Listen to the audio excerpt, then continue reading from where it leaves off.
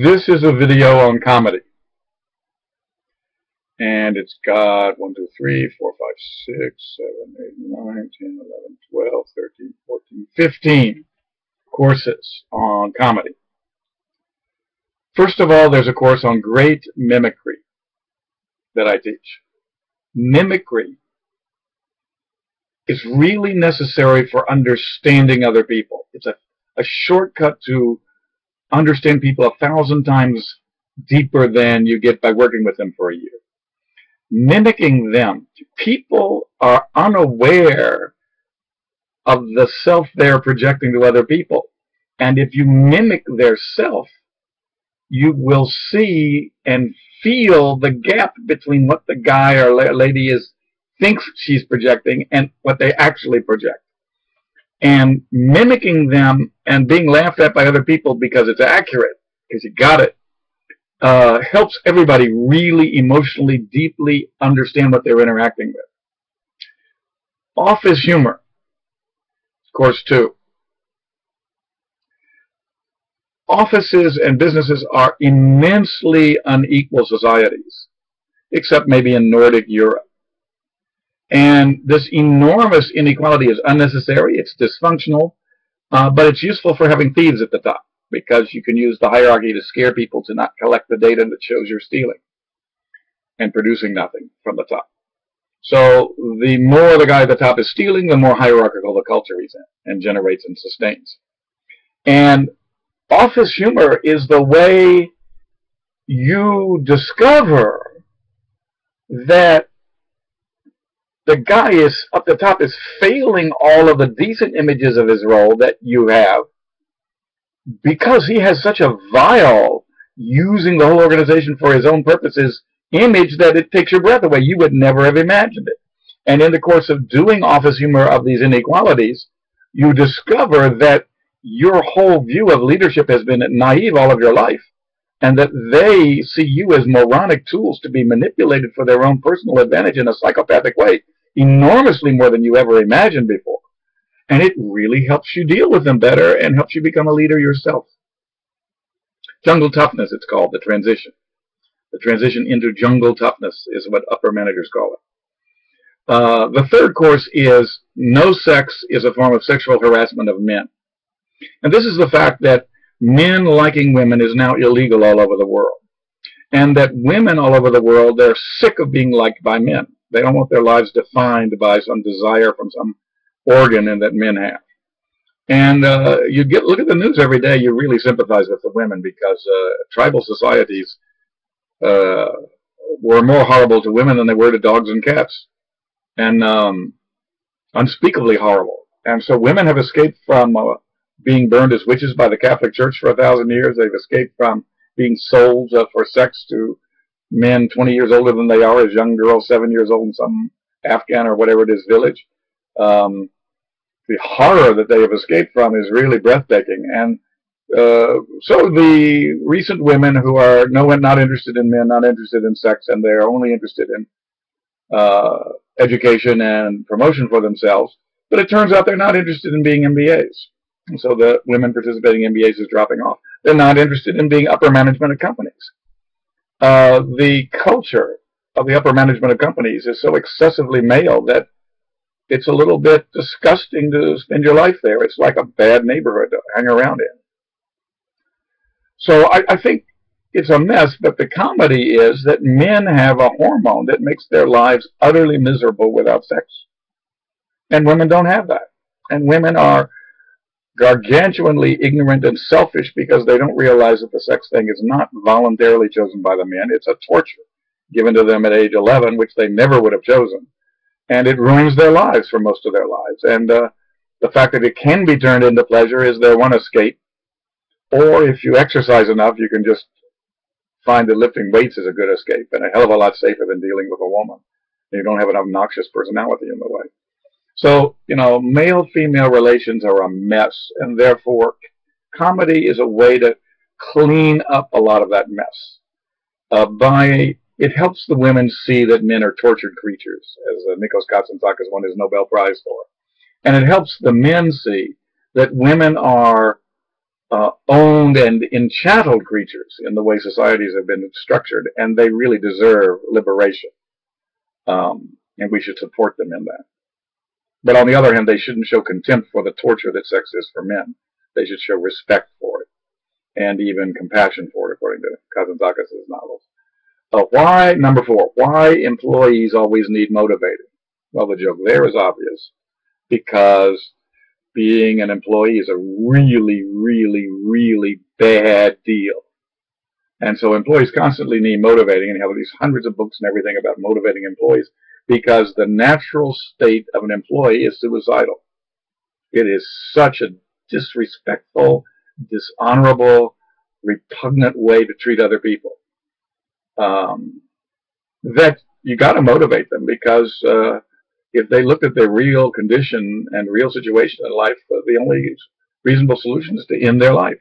It's horrible. It's so disrespectful a way to treat people.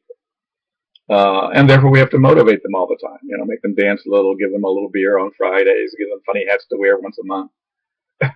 The patronizing crap that upper managers think will keep the troops motivated. It's just, and the troops who pretend that motivates them, it's delusion on both ripe for humor.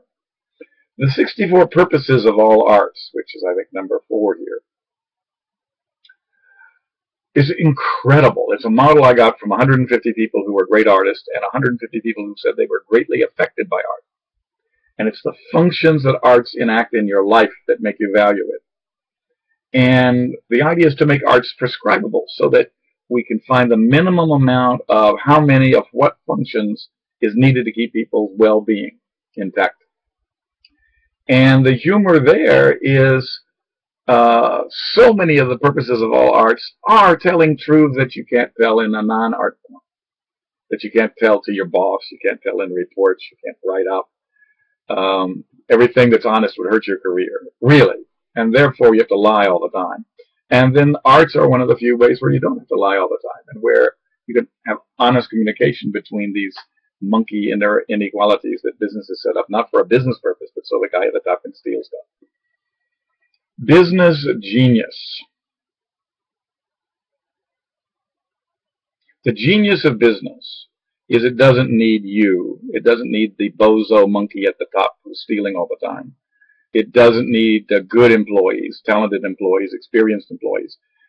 The genius of business is it's a system that takes crummy human inputs, thief, psychopath as a chairman, and Harvard MBAs as the servants of the chairman to do small-scale stealing while he does big-scale stealing.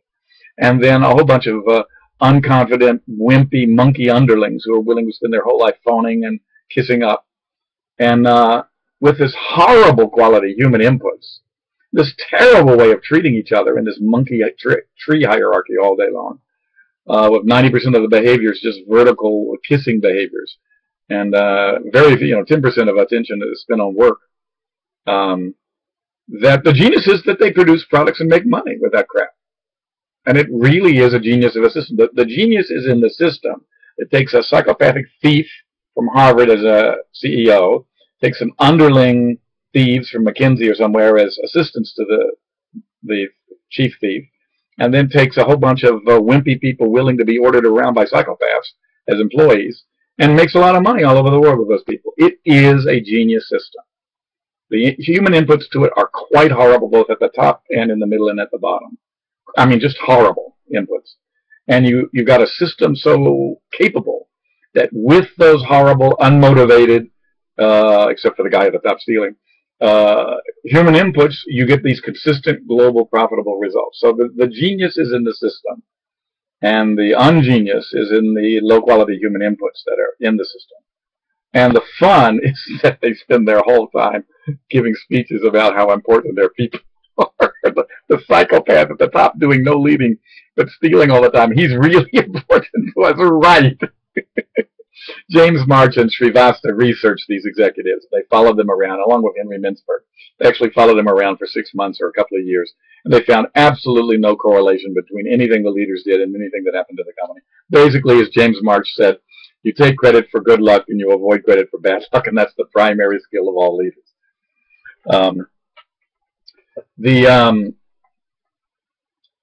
the inverse of warts. This is like The Office, the British comedy. This is the companies where the employees are clueless and the leaders are clueless, and you need to have an Olympics where you compete in cluelessness and give prizes to the chief clueless person. It's amazing how bosses are unable to read their own arrogance and monkeyness, and the fact that all of their staff meetings and everything they do in staff meetings is merely to get other people to feel bad and subordinate, and there's no business purpose going on in those meetings at all. It's all in email. I mean, news and information sharing. We really need to be in a room and humiliated for 2 hours in order to get some news. We'll send it in email, for crying out loud. I used to send my secretary to staff meetings because I wasn't a monkey. And then I sent her with a bowl of bananas. It still took my boss months to understand what the purpose of the banana was. Talk about clueless. So that's what I call inverse of warts, and you really need to have them in a business if you're going to stay sane. Improv management. This is the ability of a talented, experienced business manager to fuck up anything, no matter how well constructed it is, instantly, with improvisational evil and incompetence. If you've been in a big company long enough, there's no process in the world you can't fuck up. And I mean really fuck up. Easily. Instantly. With competence and confidence and good style. Manga. Drawing manga of the workplace. And you know this because it's not just Dilbert and what's that other one?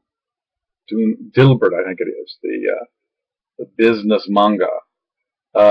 You know, it expresses real realities perfectly, and there's nothing that competes with it for those realities that it captures.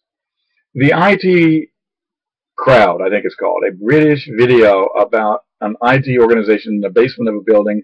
Both of these nerds have never seen a real woman before, and when one of them is assigned to their group, it creates all these dynamics where they go on the web and look up females to see how it operates, how you're supposed to interact with it. One guy turns to the other guy and he said, "My body feels funny. I think I have a desire." And the other guy looks up on the web and said, "Yeah, that's a desire."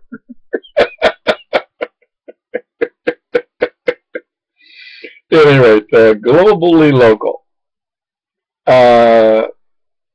They have companies that call themselves global and that they're transnational. It's like companies that say that they are interested in diversity and having females in management. And then you find out there's always a company that has zero women in management that talks about it all the time in speeches. And I remember one CEO that in a meet, he pissed me off. He didn't answer my question respectfully. So I escalated the question, and I think I ruined his career. It's not hard to ruin a CEO's career. They're so arrogant that you can get them way out on limbs because their male hormones drive them up. They escalate. And so if you've got a public audience of 500 people and you're asking a first question which they're disrespectful to, you can phrase your second question so they hang themselves on it. You did. And then at the end, I pointed out that, well, you know, your company has no kachos in Japan who are female, and Procter & Gamble has 12. So it can be done. And when are you going to do it? And you just finished giving us a 45-minute speech on this, and then you have none? You know, if I were you, I would have had at least 1 or 2 tokens before I gave a speech like this. But you didn't bother with that, did you? No. Now, I didn't say that, but I phrased my question so that every single one of those 500 people understood that context. And we have just been, the entire audience, disrespectfully treated by a CEO who gave a 45-minute speech about something he doesn't do at all. And he expected to get away with it in public.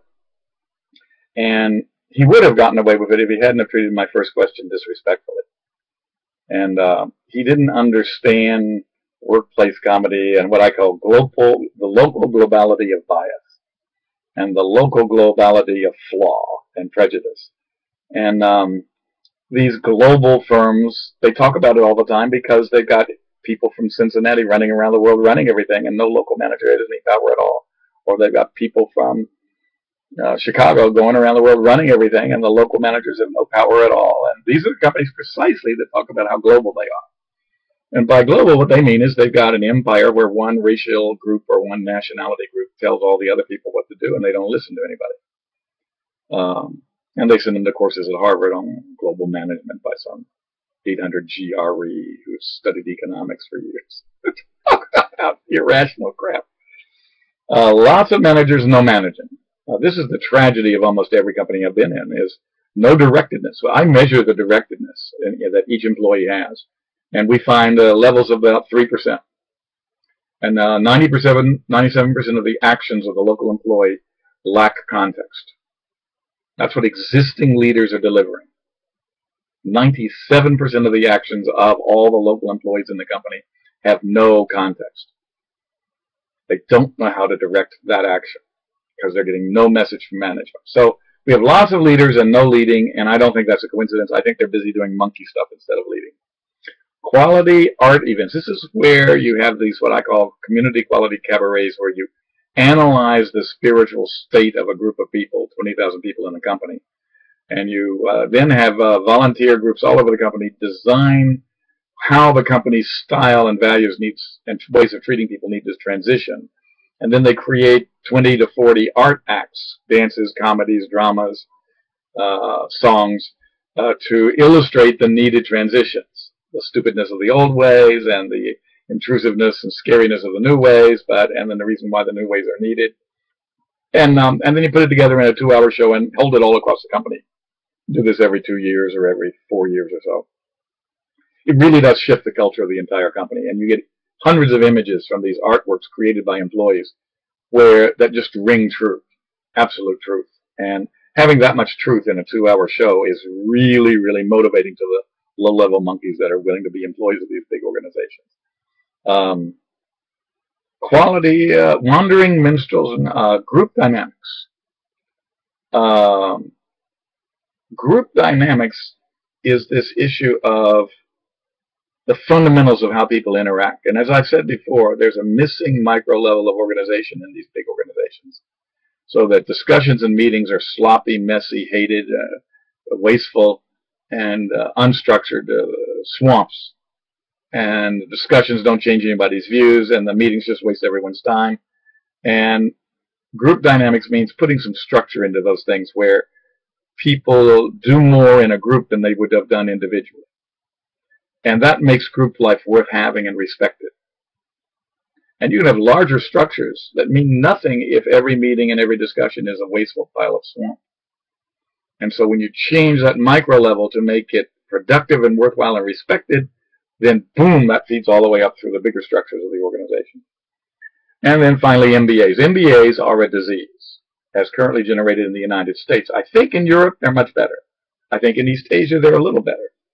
But I think in the United States that there's no other word for it. They are a disease that's, in the last 100 years, their net effect on American business has been negative.